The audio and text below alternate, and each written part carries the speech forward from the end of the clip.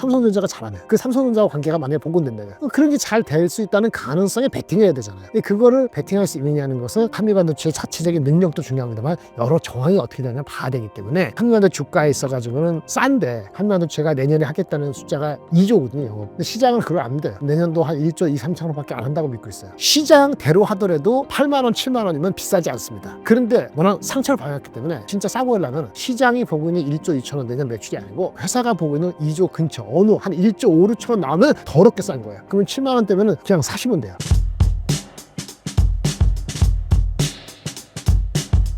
삼성전자와 다르게 하이닉스가 좋은 이유는 무엇이고 주가 흐름은 어떻게 보시나요? 하이닉스 얘기하기 전에 모건 스탠리가 최근에 또 하이닉스에서 뭐라고 얘기하고 그 얘기부터 말씀드리면 어떨까 싶어요. 제가 모건 스탠리 리포트를 뭐 원본을 볼 수 있는 것도 아니고 뭐 특별히 누가 코멘트 안 해서 모르겠는데 전제가 있습니다. 모건 스탠리 리포트가 하이닉스의 이전에 갖고 있는 목표 주가를 이전에 제가 23만 원 갖고 있는 거 알고 있거든요. 목표 주가 얘네 올렸어요. 삼성 하이닉스 둘 다 목표 주가하고 이익 추정이 있을 거 아닙니까? 여기에 손을 대서 분명히 하향 조정을 명시적으로 했다 그러면은 이거는 매우 시리어스 할 수 있습니다. 왜? 외국인 투자가들은 외국계 증권사 리포트를 일단 어느 일정 기간 단기적으로는 믿고 보거든요. 믿고 본다는 게 뭔지 아세요? 나중에 보니까 얘 가정이 좀 틀렸네. 그럼 다시 바꾸더라도 일단 그 리포트 쓸 때 얼마나 노력했을까, 걱정했을까, 신용을 했을까 이렇게 긍정적으로 바라보는 경향이 있습니다. 그래서 외국인의 흐름이 움직이면은 일시적으로 영향을 받는 거고 오늘은 오릅니다만 며칠 전에 그런 영향을 받았던 거죠. 근데 제가 알기로 목표 주가나 이익 추정 변경이 아주 시리어스하게 있지 않았으면은 일단 그 사람들이 얘기하는 가정의 두 가지 가정을 제가 한번 얘기해 볼게요. 첫 번째, 하이닉스 부정적인 견해는 관세 영향이라고 했어요. HBM, 잘 나가는 HBM도 관세를 맞는다는 얘기잖아요. 그러면 그게 관세 영향이면 삼성도 다를 게 없죠. 물론 삼성보다는 HBM의 비중이 많긴 한데 하이닉스가 관세 영향 때문에 만약에 받는다면은 엔비디아 입장에서 삼성전자하고 하이닉스하고 어느 걸 더 많이 사겠어요? 하이닉스가 먼저 사죠. 수요가 넘쳐고 공급이 부족해갖고 힘들 때 삼성을 웬만하면 쓰고 싶은 욕구가 생기는 건데 관세 때문에 만약에 어쨌든 가격을 정가받아서 누군가 관세를 내야 한다면은 하이닉스가 되겠어요? 엔비디아가 되겠어요? 엔비디아가 될 가능성이 없거나 아니면 스플릿 하겠죠. 그럼 엔비디아 쪽은 누구 거 해주겠냐고요. 삼성 거는 안 하고 하이닉스가 먼저 하죠. 그러니까 이게 하이닉스한테 관세가 이슈라 그러면 삼성이 특별히 유지할 거 아니야? 그건 말이 안 된다고 봐요. 물론 스마트폰의 관세는 없애주고 반도체만 관세만 한다. 그러면 삼성이 유리하죠. 삼성은 스마트폰에 관세 걱정이 있는데 스마트폰에 관세가 없어지면 삼성이 상대적으로 유리하지만은 그쵸. 그런 기지가 없잖아요. 그러니까 삼성이 하이닉스보다 유리하다는 거는 말이 안 돼요. 두 번째, 삼성이 HBM의 경쟁력이 부활하면은 하이닉스한테 도전적이라는데 그건 맞죠. 근데 지금 도전적인 상황입니까? 뭐 길게 얘기할 것도 없어요. 도전적인 상황 아니잖아요. 근데 어떻게 삼성을 더 싸다고 얘기해요? 말도 안 되죠. PER 12배하고 PER 5배하고 말이 되나요? PER 12배야. 삼성이. 하이닉스가 PER 5배도 안 돼요. 뭐가 싸요? 그 말도 안 되는 이상한 소리 하지 말라고 얘기하고 싶고요. 그거 PBR은 싼가요? 아까 삼성도 싸요. 0.85 정도 될 겁니다. 하이닉스도 1.2배야. 어느 정도 ROE가 30% 나오는 회사, ROE가 7% 나오는 회사인데 ROE가 7% 나오고 ROE가 30% 나오는데 저거 PBR 1.2배하고 PBR 여기 0.85하고 못 삽니까? 그렇게 따지면 그 TSMC는 얼만데? 결코 삼성전자가 싸다고 얘기 못해요. 미리 빠졌기 때문에 더 빠질 데가 없다. 그게 맞는 얘기죠. 그래서 반도체 산다면 어디 사야 된다? 하이닉스 산다. 언제? 산다면 18만 원 이하면 좋고 20만 원 넘으면 애매하고 그러니까 거기서 트레이딩 하는 거다. 라고 얘기하는 거고 이게 확실히 잡히고 삼성 하이닉스가 투자를 많이 한다. 그러면 소부장으로도 가는 겁니다. 그래서 하이닉스는 18만 원 정도 전후면은 플레이할 수 있고 하지만 제가 이렇게 열심히 얘기하지만 조선 방산제 변압기보다 매력이 더 있느냐 봤을 때 변압기보다는 매력은 상대적으로 덜하다 라고 말씀을 드리겠습니다. 하이닉스가 한미반도체와 잡음이 있는 것 같은데요. 하이닉스의 주가 흐름에 악영향을 끼칠까요? 결론적으로 말씀드리면 둘은 결국은 결별적으로 갈 겁니다. 악영향이 있느냐? yes and no죠. yes는 뭐죠? 열심히 8년 동안 같이 했던 동고동락했던 그 핵심적인 장비 업체하고 헤어지는 거는 어쨌든 뭐 자본과 노이즈와 다른 벤더를 찾더라도 이게 변환되는 과정에서 예상치 못한 이슈가 생길 수 있잖아요. 기술적으로도 난이도가 갑자기 어려워질 수도 있고 장비 수급에도 뭐 이슈가 될 수도 있고 그런데 그런 세컨 그 차선책이 준비가 완전히 되거나 충분히 됐을 때 서서히 페이즈 아웃 하죠. 이게 갑자기 우리가 사귀다가 헤어져도 사람 간에도 뭐 한 달 만에 헤어지는 사람도 있습니다만은 한 3개월, 6개월 가는 정도 있잖아요. 근데 이게 어떻게 8년 동안 헤어더니 갑자기 한두 주에 해결됩니까? 그러니까 페이즈 아웃을 하더라도 시간이 걸리는 거죠. yes and no라는 거는 그 과정에 페이즈 아웃 관계가 이제 흐트러지는 과정에서 시간과 속도와 이거에 따른 변수가 남아 있긴 합니다만은 영향이 있겠습니다만은 시간을 잘 두고 그다음 페이즈 아웃 시간과 방법을 적절히 구하면은 주가적인 영향은 그게 크지 않을 것 같아요. 하이닉스의 경우에. 결론적으로 말씀드리면요. 하이닉스 입장에서는요. 공급할 수 있는 장비의 벤더 수를 다변화 2개, 3개 가져가려고 하는 건 일반적입니다. 그게 도덕적으로 비난받을 수는 그쪽 입장에서는 아쉬운 소리를 할 수 있습니다만은 일반적으로 그렇게 하는 게 맞고요. 그렇게 하는 게 하여튼 엔비디아가 HBM 봤는데 하이닉스가 아무리 잘해도 걔네한테만 캐파 올리라고 해요? 삼성한테 가고 마이크론한테 가잖아요. 우리가 비난합니까? 안 하죠. 근데 하이닉스가 장비를 밴드를 다변하는 것 자체가 비난받을 일은 아니에요. 다만 속도와 방법입니다. 속도를 대책 없이 이렇게 하거나 아니면 기술적인 어떤 그 기술적인 IP를 탈취했다든지 이러면 그 이슈가 되는 거죠. 근데 그런 기술적인 IP라든지 이런 거에서 법적인 다툼이 있는지는 모르겠습니다만 아마 하이닉스하고는 그런 법적 다툼은 안 할 것 같고 한미반도체의 경쟁자가 되고 있는 하나 비전의 자회사 하나 세미텍이 법적으로 지금 IP 그 이슈가 되고 있으니까 특허 소송 문제는 따로 기다려야 되고요. 그 특허 소송이 만약에 한미반도체가 압도적으로 이기고 하나비전이 크게 진다. 그러면 하이닉스조차도 이 한미반도체하고 페이즈 아웃 떨어지는 속도를 빨리 못할 겁니다. 그러니까 그런 게 융합되는데 하이닉스 입장에서는 다변화는 일반적인 거고 속도를 얼마나 가져가느냐는 것은 한미반도체 말고 차선의 선택이 얼마나 준비되냐에 따라 갖고 기간이 달라진다라고 말씀을 드릴 수 있겠고 너무 하이닉스 얘기했는데 한미반도체는 어떻게 되냐? 한미도 똑같습니다. 성질 같아서는 때려쳐 하고 싶죠. 근데 생각해 보세요. 대체가 있어요. 대체는 누구죠? 하이닉스 빼고 마이크론. 근데 마이크론이 하이닉스보다 규모가 3분의 1밖에 안 되거든요.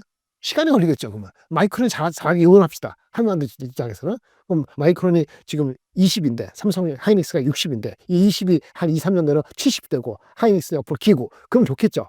근데 그래도 되는지 그걸 봐야 되잖아요. 두 번째 더 큰 건 있죠. 삼성전자가 잘하네. 그 삼성전자와 관계가 만약에 복원된다면 옛날에 그 특허 문제 때문에 했던 건데 그런 게 잘 될 수 있다는 가능성에 베팅해야 되잖아요. 그거를 베팅할 수 있느냐는 것은 물론 한미반도체의 자체적인 능력도 중요합니다만 여러 정황이 어떻게 되냐 봐야 되기 때문에 한미반도체 주가에 있어가지고는 싼데 한미반도체가 내년에 하겠다는 숫자가 2조거든요. 영업 매출이 2조예요. 매출이 2조. 올해 1조 2천억. 근데 시장은 그걸 안 믿어요. 시장은 내년도 한 1조 2, 3천억밖에 안 한다고 믿고 있어요. 시장대로 하더라도 지금 8만 원, 7만 원이면 비싸지 않습니다. 그런데 워낙 상처를 받았기 때문에 진짜 싸 보이려면 시장이 보고 있는 1조 2천원 내년 매출이 아니고 회사가 보고 있는 2조 근처 어느 한 1조 5, 6천원 나오면 더럽게 싼 거예요. 그러면 7만 원대면 그냥 사시면 돼요. 근데 그게 내년에 2조라는 거하고 시장은 1조 2천원 이 괴리를 뭐를 해야 되느냐? 삼성이나 마이크론에 대한 가시적인 게 더 뚜렷해지지 않으면은 주가가 뭐 8, 9만 원 갈 수 있으면 10만 원 또는 그 예전에 갔었던 10만 원 초중반가로 하는 거는 요원하거나 상당히 쉽지 않은 거다. 이렇게 말씀을 드리겠습니다. 하이닉스는 장기적으로 보는 게 아닌 트레이드를 하는 게 좋다고 생각하면 될까요? 그거는 두 가지예요. 일단 상대가 마이크론이라든지 TSMC가 주가가 있기 때문에 반도체 내에서도 하이닉스보다 더 안전하거나 더 상대적으로 편하다고 생각하는 주식이 있다면은 한국 내 삼성하고 하이닉스라는 얘기지. 글로벌로 봤을 때 꼭 하이닉스가 베스트 오브 베스트냐 그거는 의견이 다를 수도 있어요. 뭔 얘기인지 아시겠습니까?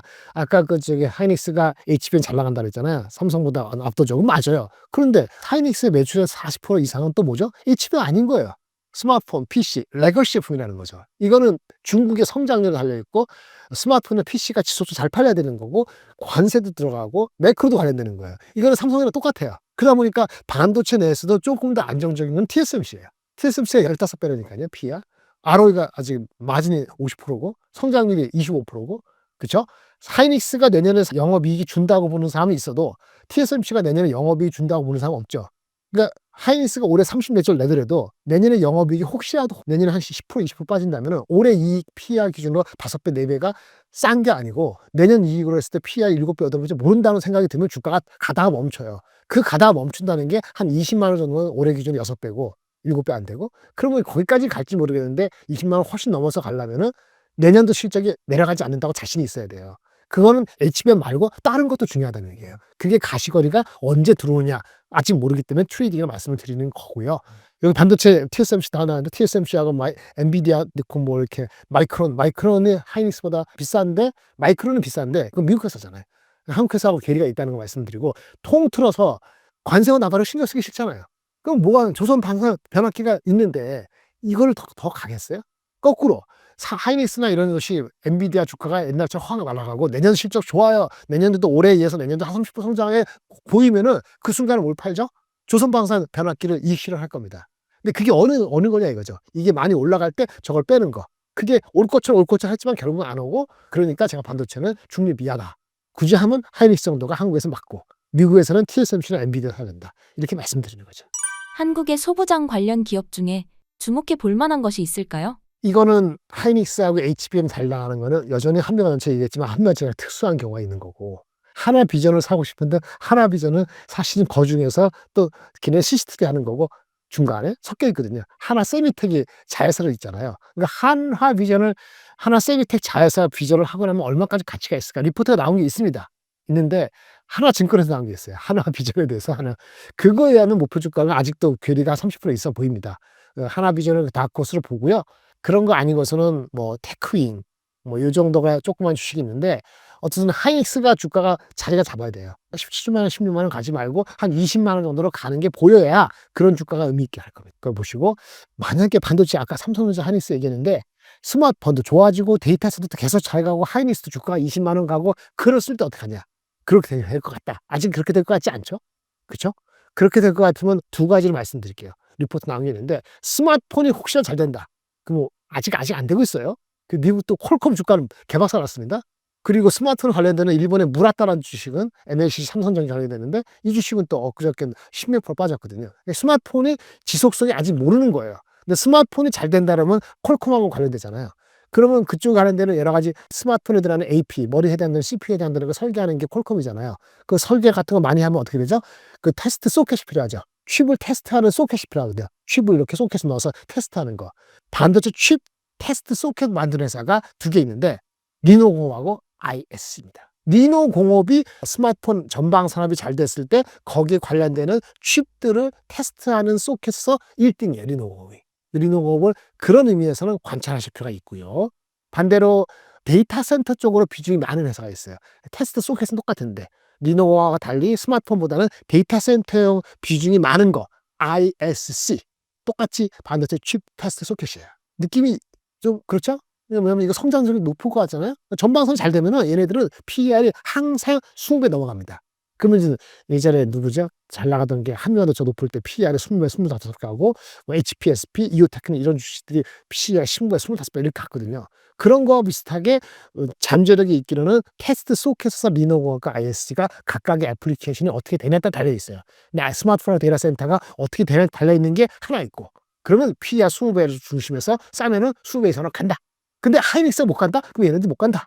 뭔 얘기 아시죠? 그랬는데 그 관련된 리포트가 있는데 한번 읽어보세요. 한국투자에서 나온 리포트가 있는데 반도체 소부장 제목이 소켓에 올라타라. 리노공업은 스마트폰, 이구환신 이것이 밀고 AI 에이전트가 끌고 이렇게 되면 포텐셜이 있다. ISC는 데이터 센터 스마트폰보다는 그쪽에 고성장이 무장된다면 밸류에이션은 상상 높게 됐는데 그게 기준이 이제 20배다. 제가 말씀드린 그런 걸 중심으로 쭉 여러 가지 거를 리포트를 많이 쓴 게 추천할 만하다 이렇게 말씀을 드릴 수 있는데 전제가 하이닉스 삼성전자가 무너지거나 애매하면은 얘네가 먼저 튀는 각도는 늦게 오거나 제한적일 수 있다. 이거를 꼭 말씀을 드려야 될 것 같습니다. 최근 일론 머스크가 테슬라 경영에 다시 전념할 것으로 분석되는데요. 현재 상황을 점검해 주신다면요? 두 가지 질문이죠. 그 도시로 돌아오면은 마음 상하고 화딱지난 사람들이 미국 내도 마찬가지고 유럽 내도 마찬가지고 나 다시 테슬라 사랑할 거야라고 사람들이 바로 살까요? 그리고 그 둘째 두 번째 중국이 엄청 따라오고 있는데 중국의 그 전기차 업체들 좀 많이 따라오는데 그 특히나 자율주행 따라오고 있다. 물론 테슬라가 앞서 있습니다. 테슬라가 앞서 있는 건 no doubt about it. 의심의 여지가 없어요. 하지만 중국이 엄청 추격을 하고 있거든요. 그 간격이 좁혀지고 있는데 과거보다 6개월, 9개월 전보다 그런 속도라고 하면은 과연 테슬라를 밸류에이션을 얼마나 더 높게 쳐줄 수 있는가. 그 두 가지 질문입니다. 손상된 레퓨테이션 하락으로 인해서 신제품에 대해서 반응이 어떨 것인지. 두 번째, 경쟁자. 물론 기술적으로 자율주행은 형편없다기보다는 미국보다 많이 떨어져 있지만은 그래도 걔네들의 인해 전술과 최근에 딥시크발로 일어난 기술력, 화웨이의 칩 성능 이런 거 봤을 때는 무시할 수 없죠. 그러면 상대적으로 테슬라에 대해서 그 매수의 강도가 과거처럼 세게, 과거처럼은 400불, 500불 가려고 했던 그런 세기로 갈 수 있느냐. 단순히 머스크가 돌아왔다고 해서 그거 참 퀘스천이에요. 물론 테슬라에 대한 그 리더십에 대해서 아주 큰 건 이겁니다. 머스크가 만약에 회사를 그만두면 걱정이 일부 나오긴 했었는데 엊그저께 기사에서 그런 게 이미 확인했죠. 테슬라의 머스크를 대신에 CEO를 새로 찾는다라는 거를 그렇게 트라이를 했다는 기사가 나왔었어요. 근데 그건 다시 또 오늘 아침에는 반박, 그건 없다, 그런 일은 없었다라고 하는데 누구 말이 맞는지 모르지만 어쨌든 핵심은 정치로 빠졌기 때문에 그런 비난이 앞뒤로 나오면서 안팎으로 나오면서 그런 기사가 나오고 반박이 나왔습니다만 불확실해 있는 거죠. 그런 측면에서 시간이 걸릴 것 같아요. 시간 언제 그냥 오래 걸리지 않습니다. 6월 달에 그 자율주행 로보택시 오스틴 그 텍사스 오스틴 지역에서 로보택시를 상용화하는 거 이런 거를 나오게 돼 있거든요. 몇 대 안 되더라도 20대도 안 되더라도 그게 거짓말 아니게 제대로 나오는 게 중요하죠. 그러면 안정화 될 겁니다. 그 주가가 무지막지하게 뭐 200불 초반 다시 200불 이하로 가기에는 뭐 관세를 되돌리지 않느나 예전대로 관세 막 때려 이렇게 하면은 테슬라 주가만 빠지거나 이러지는 않을 건데 그런 시간 사람들 투자 심리를 더 확보할 수 있는 심리적인 그런 안정제 역할은 뉴스가 필요합니다. 원래 테슬라의 머스크는요, 그 특별한 주의이기 때문에 도지 활동을요, 정부 그 특별한 걸로 130일 이상 못하게 돼 있었어요. 130일 대충 5월 달이 끝이에요. 근데 어차피 이맘때는 자기 돌아오게 돼 있었다고요. 돌아온들 그렇게 될 것이냐는 건 다른 문제인데 돌아오는 게 안 돌아오는 건 낫기 때문에 주가가 오른 거죠. 300불 가까이 됐었는데요. 여기서 올라가는 건 속도는 다른 문제입니다. 매번 말씀드리지만 자율주행차는요, 로보택시 같은 경우는 오는 대로 차를 다시 바꾸는 거야. 갖고 있는 거 바꿀 수도 있고 친구도 바꿔. 친구들이 10명 중에 2명이 자율주행 한 1억, 2억 되는 거 사겠다. 이렇게 생각하면은 2억 이상, 10명은 2명 이상, 20%. 그리고 그 시장은 80% 이상은 테슬라가 다 잡는다. 라는 믿음이 있다면 그때까지 기다릴 수 있다. 2030년까지, 한 28년까지, 한 2년 더 기다릴 수 있다 하면은 사십시오. 그러면 업사이드 있습니다. 그랬을 때 업사이드는 어떤 리포트 애널리스트 리포트 보니까 300불 후반대까지는 가능할 수도 있어요. 그거 믿지 않으면 300불 안착하는 거 쉽지 않을 수 있습니다. 쉽지 않을 것 같아요. 아까 좀 전에 얘기한 거 중국이 따라오다 못 따라오면 다를 수 있겠죠. 그냥 중국의 이런 기세를 봤을 때는 경제 묻고 뭐 이렇게 따지다 보면은 아마도 침투율이 10명에 2~3명꼴로 가고 그 시장의 80%를 테슬라가 먹는다. 근데 그것이 2030년인데 그거는 2028년에 눈에 보인다. 근데 지금부터 25년에서 28년, 3년까지는 나는 장기적으로 산다. 그러면은 300불 이하에서 사도 또는 갖고 있어도 장기적으로 손해 안 볼 가능성이 크죠. 근데 저번에 얘기한 400불, 500불 이렇게 가듯이 가려면은 제가 얘기한 이거보다 더 강화된 뭔가 내러티브가 나와야 될 겁니다. 그게 언제일지는 좀 지켜보셔야 될 것 같습니다. 일론 머스크가 바랐던 것들이 어느 정도 해결된 상태인가요? 특별한 거 없어요. 그냥 풀어준다. 특별한 게 없고, 그러니까 결과가 나와야 돼요. 로보택시 그 하는 것이 나오는 게 6월달 오스틴 나오고, 자기네가 생산 준비를 어떻게 하고, 그 기술적으로 어떻게 마스터하느냐가 중요하지. 결국은 말이죠. 규제를 풀어주는 건 파지티브한 거 맞아요. 중국도 그러고 하니까. 그런데 자기네가 그걸 마스터할 수 있는 기술적으로 뒷받침 되느냐가 중요하잖아요. 그 결과물 나오는 게 중요해요. 그러니까 6월달에 내보내면 됩니다. 삼성전자 열심히 얘기했죠. HBM 결과가 나오면 돼요. 말하지 말고. 테슬라 마찬가지예요. 말 그만하고 나오면 돼요. 근데 주가가 저기 트럼프 당선되기 직전 직후 280불 해서 서울집 갔다 다시 280불 다시 내려갔잖아요. 그럼 무슨 얘기죠? 기대시 다시 내려간 거잖아요. 결과를 달라 이거죠. 결과 보기 전에 알 수가 없는 거지. 그러니까 규제를 풀어주는 거는 미니멈 기본적인 거고 규제를 풀어준다 했으니까 그러니까 이 정도 버티는 거예요. 생각해 보세요. 지금 실적이 그 출하량이 엄청 빠지고 있잖아요. 근데 만약에 그 기대가 없으면 주가가 여기 있을 것 같습니까? 그게 없으면 말이죠. 100불 가도 할 말 없는 주가예요.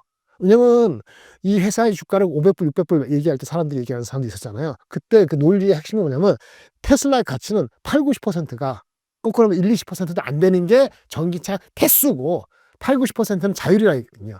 그 기대가 만약에 진짜 없으면은 이 주가가 견뎌낼 것 같아요? 택도 없는 거죠. 기대가 있어요. 제가 말씀드리잖아요. 10명에서 2~3명 정도가 5년 내로 갈 수 있고 그 가능성에 대해 사람들이 동감을 하는 것이 28년까지 잡히고 마켓시어가 80% 가져가고 이러면 그게 잡히면은 지금 간다 이거죠. 그거를 캐시우드가 얘기하고 누가 얘기하는 게 아니고 본인이 스스로 생각을 해봐야 돼요.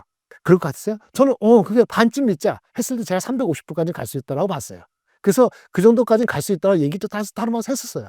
근데 미친 듯이 난리 쳐갖고 470까지 올렸죠. 근데 결국은 지금 그 정도 너무 과하다 내려갔잖아요. 그러니까 지금 280, 90불대에서 이게 200불 이하로 가니까 팔라. 그 얘기를 하는 건 아니지만은 280, 90불 자체도 그러한 가능성에 대해서 어느 정도는 포함되어 있다라는 거고, 이제 프로그레스 속도가 봐야 되고 결과물이 나와야지 이게 290불, 300불, 320불, 내가 얘기한 350불 가는 거고, 그게 늦어지면 주가가 빠지진 않더라도 다른 섹터보다도 언더퍼폼하거나 아웃퍼폼 못할 가능성이 아직은 남아있다. 이렇게 말씀을 드릴 것 같습니다.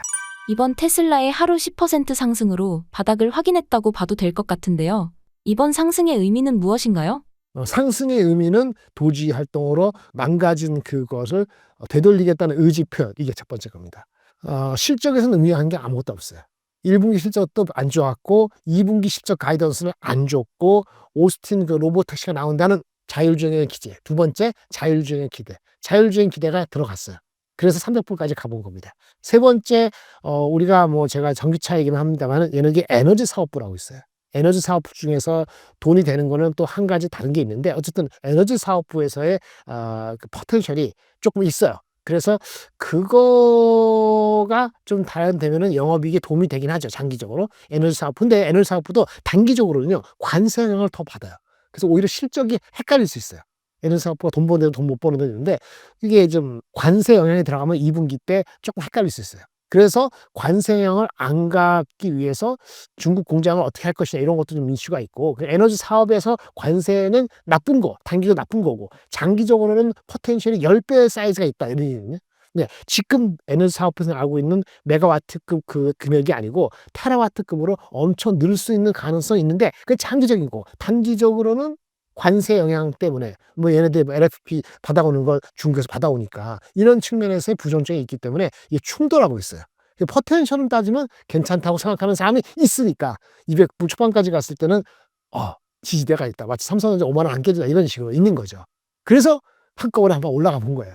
근데 그리고 나서는 조금은 근데 실질적인 건 6월까지 기다려야 되네.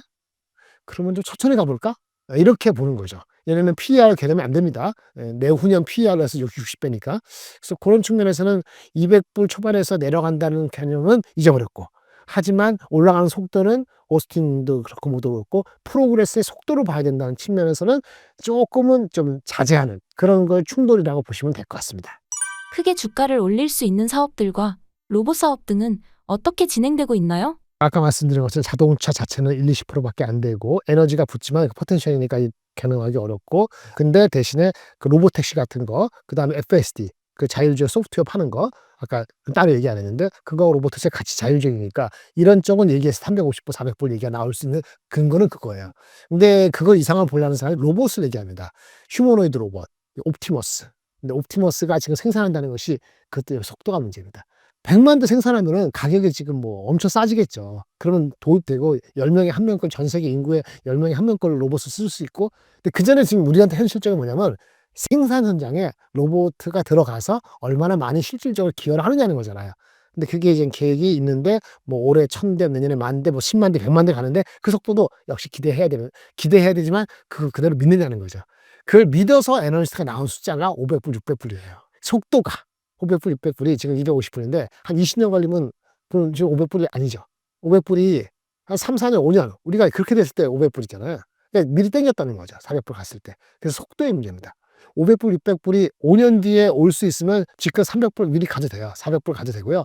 400불까지 갈 수 있어요. 저번에 갔던 거. 근데 이것이 5년 내에 못 올 수 있다 하면은, 할인하면은 아마 그게 싸지가 않을 겁니다. 그 언서튼티가 들어가면은 그러면 천천히 가는 거죠. 200불도 한참 있다가 300불, 그 다음에 다시 또 현실적인 실적 보면서 310불, 다시 230불, 이런 식으로 갈 거예요. 예, 저번에 갔던 게 오버다.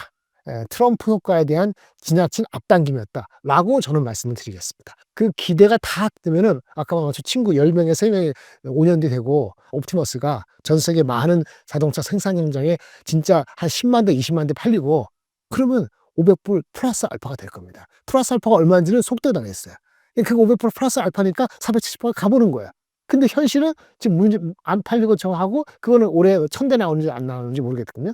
근데 어떻게 앞당겨요? 앞당기는 거 한계가 있지. 그러니까 주가가 가다 멈추다 가다 멈추다 이렇게 된다고 말씀을 드려야 될 것 같습니다. 테슬라에 투자하는 분들이 힘들어하고 계신 것 같은데 어떤 식으로 투자 전략을 세워야 할까요? 3년, 5년 가져갈 거 아니면 많이 변동할 때 줄이십시오. 그리고 다른 섹터로 하십시오. AI 자체만 가지고도 하는 섹터 좋은 주식 많아요. 장기적으로 안정적으로 가져가려면 다른 섹터를 섞어야 되는 거고요. 다른 주식. 근데 진짜 여기에 몰빵해서 나는 3년 내에 뭐 하겠다. 그러면 그냥 하셔도 상관없어요. 근데 제가 말씀드리는데 한꺼번에 350, 500불 그렇게 가지 않을 겁니다. 예, 그거는 생각하셔야 됩니다. 삼성전자 붙들고 있다고 그게 갑자기 맨날 고사 지내고 욕한다고 해서 그게 5만 원 하다가 갑자기 7만 원 팔면 될 것 같습니까? 턱도 없는 겁니다. 그 정도로 테슬라가 포텐셜 다르냐 삼성하고 비교하냐 제가 취소할게요. 삼성보다 포텐셜 더 없습니다. 그만큼 볼러타일이 심하다는 거죠. 그러니까 장기적으로 볼 것이냐 얼마나 몰빵할 것이냐 그건 알아서 하시되 저 같으면 그것만 몰빵하지는 않을 것 같아요. 비록 지금 주가가 300불 이하로 내려왔다 하더라도 다시 사거나 아니면 비중을 높이는 건 저는 주저할 것 같아요. 왜? 다른 것들도 많아요. 엔비디아 얘기하는 게 아닙니다. 엔비디아는 전력 같은 것도 있고 그다음에 셉 같은 애플리케이션 소프트웨어, 엔터프라이즈 소프트웨어. 걔네들은 관세 관계도 없거든요. 꾸준히 가는 거야. 지난 한 6개월 보세요. 꾸준히 10몇 프로 간 주식이 있는가?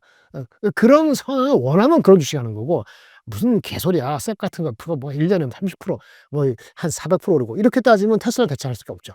그러니까 그런 자기의 성향에 맞으면 계속 갖고 있는 건데 버러터 심하다는 거하고 아까 10명에 3명 정도 아니면 400불, 500불 되는 거는 그건 언간선심이다. 단기적으로. 캐시우드가 아니고 캐시우드 뭐 누가 나와도 그거는 자기 희망인 거지 되는 거는 금방 안 된다. 이렇게 말씀드리겠습니다. 마지막으로 신사임당 구독자분들께 한 말씀 부탁드립니다. 정치 이슈가 우리나라가 잘이라는 게 근데 이거예요. 아까 게스트랑 얘기했는데 딴 얘기를 하는데 중국이 막 따라온대요. 전 세계 인구 중에서 중국 비중이 15%밖에 안 됩니다. 맞죠? 15% 하면서 맞아요. 15% 20% 사이예요. 전 세계 AI 연구장 중에서는 50% 넘는 사람이 중국 사람이에요. 라고 제스랑이 어저께 강조했습니다. 이게 단기적으로 끝날 게 아니고 지속적으로 싸움을 해야 되는 거예요. 경쟁이죠. 딴 얘기인데 다시 대한민국 돌아가서 정치 이슈가 저는 어느 편도 안 되고 저는 이번에도 보팅을 안 할 겁니다. 뭐 개인적인 얘기인데 지난번에 지지난번 안 했어요. 할 사람이 없어서. 이번에도 할 사람이 있을지 여전히 언서트네요. 저는 개인적으로 안 할 겁니다. 중립이라는 말씀을 드리는 거고 하지만 대한민국 사람으로서 중요하니까 보는 관점은 있는데 이것이 이번에 6월 달이라고 해결될 것이냐 아닐 수도 있습니다. 그 얘기는 뭐냐면은 우리가 조급한 마음에 요거면 끝이고 이 사람 아니면 되고 이 사람은 끝이고 이렇게 단편적으로 단언적으로 하고 싶은 게 사람 마음이 있지 않습니까? 트럼프만 아니면 괜찮고 누구면 되고 무조건 이런 거 없습니다. 그러니까 탄핵 이슈, 탄핵 이런 게 없었다 하더라도 대한민국 자체는 저성장의 구조적인 문제를 안고 들어가고 있었어요. 대통령이 원하시면 된다고 해가지고 바로 모든 게 해결되는 게 아닙니다. 구조적인 문제가 있다는 걸 우리가 인정해야 돼요. 그러면 밸류에이션은 왜 9배가 안 가는지 PER로, PBR로 0.5배 안 가는지 인식한다면은 우리가 적정한 레벨에서의 높아질 때 흥분하지 않고 내려갔을 때 바이를 하고 이런 개념을 생각할 수 있을 겁니다. 흥분해가지고 정치와 연결돼서 하면은 주식 잘 못해요. 우리 돈 버는 목적이지 정치하는 게 이슈가 아니잖아요. 혹시라도 하시면은 우리나라는 구조적인 문제가 있다. 그렇죠? 대통령이 누가 되든 간에 금방 안 바뀐다. 여러분 생각하는 게 2, 3개월 바뀔 것 같잖아요. 내 생각에는 at best 빨라가 3년은 걸립니다. 이런 생각을 가지시고 접근하실 필요가 있다라고 말씀드리겠습니다.